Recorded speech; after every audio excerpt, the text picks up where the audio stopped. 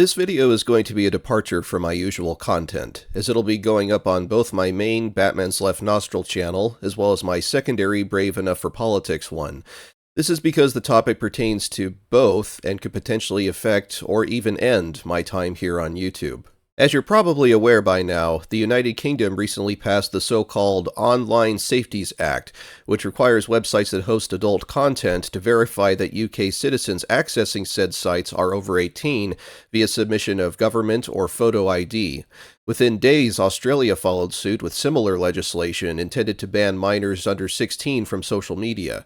Additionally, major websites and services like Discord, Spotify, and yes, YouTube have announced new age verification measures that potentially affect all users, not just those in the affected countries.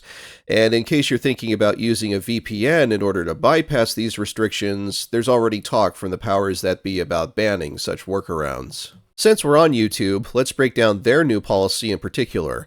Starting on August 13th, YouTube will be using their existing algorithms coupled with AI to determine if users are over 18, regardless of the stated age on their profile.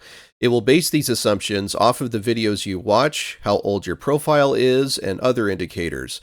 If it believes that you're under 18, it will automatically impose content restrictions and reduce exposure to so-called problematic content without your consent. If you want to restore full access, you will have to provide YouTube with some form of age verification ID, including credit card number, government ID, or selfie photo. I feel like I don't have to explain why this is a horrible idea if you're even remotely familiar with YouTube, but I'll briefly touch on it anyway.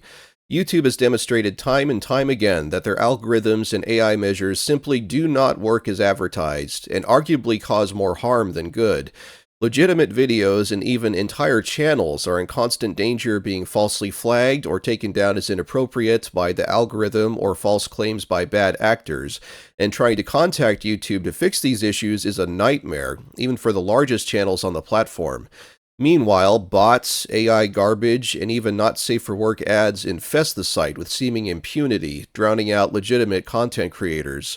On a side note, why is YouTube implementing these age verifications in the first place when YouTube Kids is a thing? Let me be clear regarding my stance on this and other similar policies. I will not, under any circumstances, willingly submit any form of government ID, biometrics, or any other fundamental piece of my personal identity in order to continue accessing websites and services like YouTube. I value my privacy, and I refuse to compromise it in such a manner, particularly in this day and age of rampant data harvesting, government surveillance, and regular breaches of supposedly safe and secure databases. Let's be honest about these dystopian laws and measures. It's not about safeguarding children, particularly when you consider how many of these politicians have been outed or suspected of committing sex crimes involving minors. No, this is instead the end result of corporate and authoritarian interests aligning.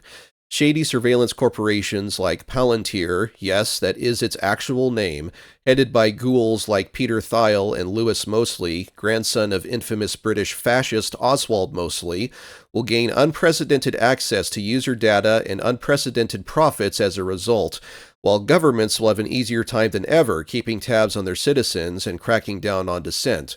My own country of the United States is already embracing authoritarianism and eliminating media outlets critical of the current Trump regime, from pressuring CBS to cancel The Late Show with Stephen Colbert to shutting down the Corporation for Public Broadcasting, effectively killing public television and radio.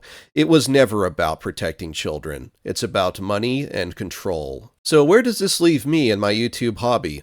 Well, I'll tell you now that if I ever decide to stop making videos of my own volition, I'll post an announcement first, meaning if I suddenly go dark after August 13th, then you'll know that I probably ran afoul of the age verification.